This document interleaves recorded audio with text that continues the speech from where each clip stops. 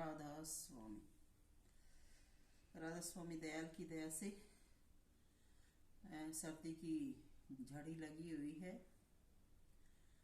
तो ऐसे में मकर संक्रांति के अवसर पर खूब मूंगफली गज्जक खाएं। लेकिन मूंगफली और गुड़ की गज्जक ही खाएं। मैं तो तिल की गज्जक मैं नहीं खाती हूँ, इससे तो तिल की गज्जक से जहर बनता है। तो पहले से चेतावनी दे रही हूँ, जो कोई तिल की गज्जक खाते हैं उनको सुटेबल है तो खाएं, नहीं तो तिल की गज्जक से जहर बनता है। अकेले तिल का यूज करें। राधा स्वामी।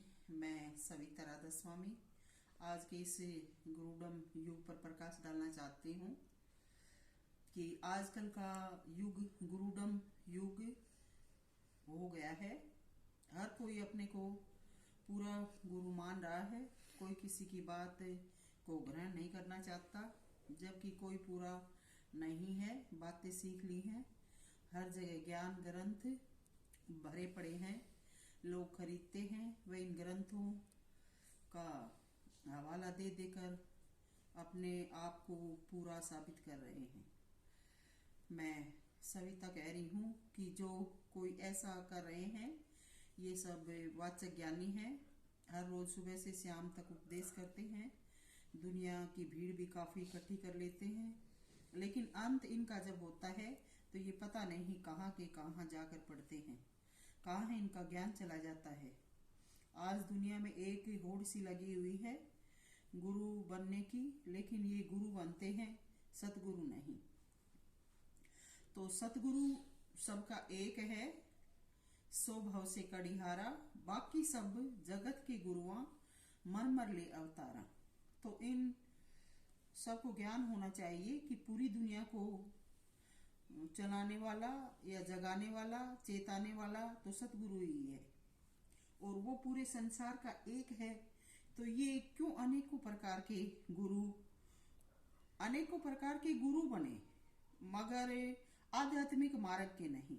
आध्यात्मिक मार्ग का तो एक सतगुरु ही है, और वो ही जीवों को चेताने वाला है। बाकी काम धंधे के गुरु बने, संसार में अपना ज्ञान फैलाएं, चीजों में वृद्धि होगी और जीवन आगे से आगे अच्छा चलता रहेगा। तो सतगुरु ही जीवों को पार लगाने वाला है, बाकी सब जीवों को घेर रहे हैं अपना जीवन चलाने के लिए। अपने इस मिथ्या व दम भी ज्ञान में फंसा रहे हैं। कोई भी इनमें जीवों को पार लगाने वाला नहीं है। हर रोज इन गुरुओं की मंडलियां भी बनती हैं, अपना अपने बखेड़ा रोना सभी रो रहे हैं। कोर्ट कचहरियों में इनके केस चल रहे हैं, उनमें भी कुछ वक्त तक जीत जाते हैं, क्योंकि किताबी ज्ञान इन्होंने पा लिया है। आम इंसानों से तो ज्यादा तेज बुद्धि वाले हो जाते हैं, मगर इनको शर्म नहीं आती कि हम क्यों इन भोले भाले जीवों को फंसा रहे हैं। ये ज्ञान हमें अपने जीवन के लिए लिया होता, जीवन कुछ बदल गया होता। हम तो दूसरों को बांटने के लिए सीखते हैं। क्यों तुम्हें बोझा ढोने की आदत पड़ी है? पशु ही बनना था तो मालिक की समम बना देते, मालिक से अपनी दरखास्त लगाई हो। जितना वक्त औरों को उपदेश करने में लगा रहे हो, इतना वक्त स्वयं को संभालने व ध्यान भजन में लगाते व अन्य किसी कार्य में लगाते तो जीवन बेहतर होता। इन बहसों की जाल में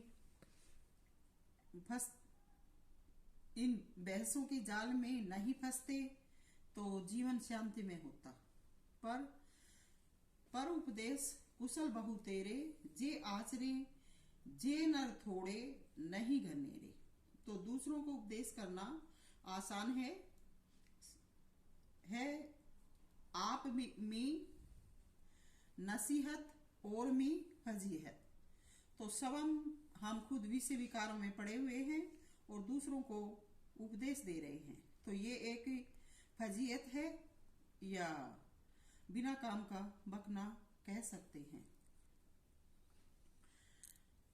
स्वयं अच्छे बनकर दिखाएं तो माने, दिन रात कंगले भिखारी भिखारी बने फिरते हैं। 5-10 मिनट ध्यान नहीं, जहां भी जाते हैं मंडली इकट्ठी करते हैं, वहां पर 5-10 मिनट तो भगवान की ध्यान की बात करते हैं, फिर वहीं बैठे बैठे किसी और से चटकारे लगाने लगते हैं, बाजे गाजे से दुनिया को खूब भाव विभोर कर लेते हैं, और स्वयं भी नाचते हैं, औरों को भी ऐसे ही करवाने लगते हैं। फिर इनका इन्हीं पलों में ध्यान कहाँ चला जाता है। बस यही इनका 5-10 मिनट का ध्यान होता है, उतना लोगों से ये पैसा इकट्ठा कर लेते हैं, बाकी कोई मतलब नहीं। हर रोज स्थान बदलते रहते हैं ताकि हर जगह अपने जाल में जीवों को फंसा सकें, और स्थान स्थान पर जीवों को चक्रों में फंसाते रहते हैं, दिन रात भगते रहते हैं, कोई ठहराव नहीं है। ये इनका असली रूप है। कहाँ की भक्ति। मैंने तो किसी को भी उपदेश करना अच्छा नहीं समझा, मगर मेरे जैसी का भी ये गुरु बनना, या जो गुरु बनना पड़ रहा है, मुझे परमात्मा नहीं जीने दे रहा। नहीं तो मैं कभी भी किसी को उपदेश नहीं करना चाहती हूँ। मैं तो स्वयं शिक्षा लेकर अपने आप को इन शिक्षाओं पर चलाकर अपना जीवन खुशी से जीना चाहती हूँ। तो परमात्मा मुझे नहीं जीने दे रहा। परमात्मा मुझे आवाजें दे रहा है कि ये झूठे फरेब भी जो मनमानी चाह अपनी चल रहे हैं, वह जीवों को फंसा रहे हैं, तो इन जीवों को बचाना चाहिए। इसलिए मैं भी अपनी तरफ से मालिक के कहने की वजह से कुछ बोलने लगी हूँ, मगर मैंने भी कर्म किए होंगे, मुझे भी गुरुओं की लाइन में खड़ा किया जा रहा है। मैं ये सब नहीं करना चाहती। मुझे तो जो इंसान का सुंदर जीवन जन्म है पसंद है। मैं नहीं इनकी लार में रहना चाहती, क्योंकि मैं बनावटी नहीं हूँ। जीवन मिला है, नेक कर्म करके जीना चाहिए, पर मेरा भी खोटा ही कर्म था। मुझसे भी जबरदस्ती की जा रही है। मुझे स्वयं परमात्मा ही मजबूर कर रहा है, नहीं तो ये झूठ और बढ़ता जाएगा, पाखंड फैलता जाएगा। मालिक मुझसे कार्रवाई करवा रहे हैं।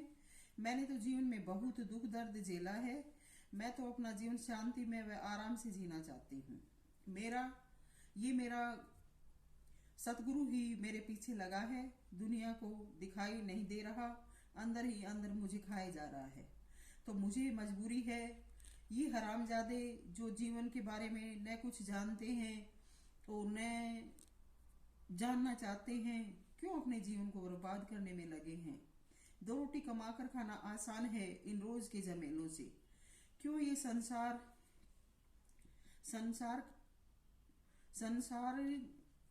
के गुरु गधे बनकर चल रहे हैं, क्यों पागल हो रहे हैं।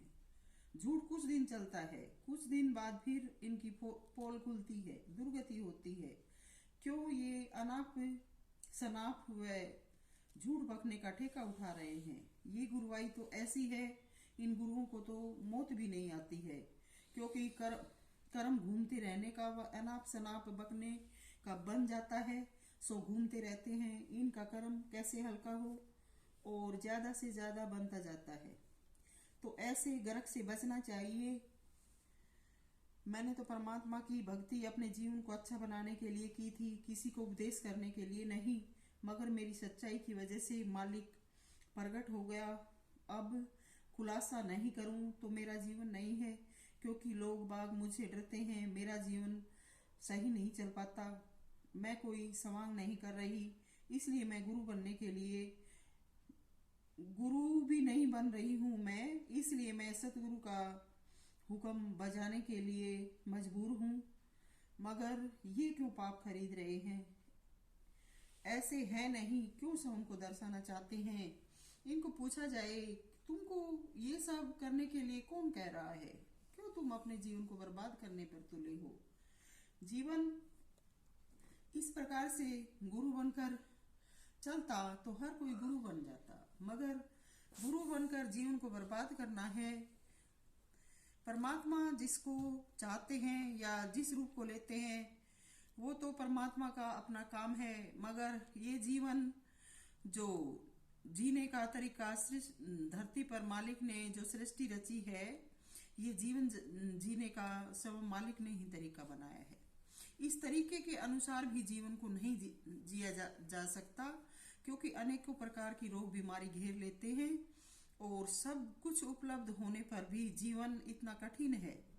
और फिर गुरु बनकर तो अपने आप को बांधना पड़ता है। जब उदाहरण के लिए हमारे शरीर को किसी भी प्रकार का भोजन पानी नहीं देंगे और उसको ऐसे हम रखेंगे तो शरीर कैसे चल पाएगा।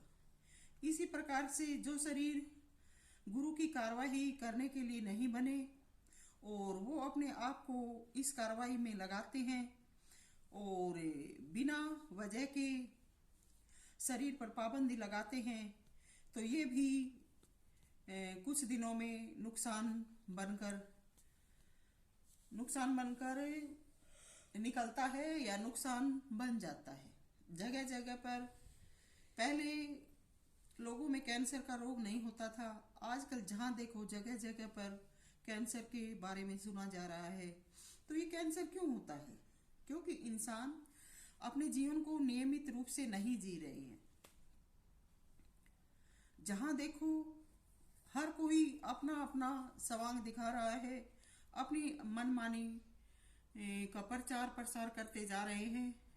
कोई भी जो सृष्टि में निमित्त इंसान का जो शरीर बना है उसके तरीके सलीके से जीना नहीं चाह रहे। इसीलिए लोग आज कैंसर जैसे रोगों से दुखी हैं।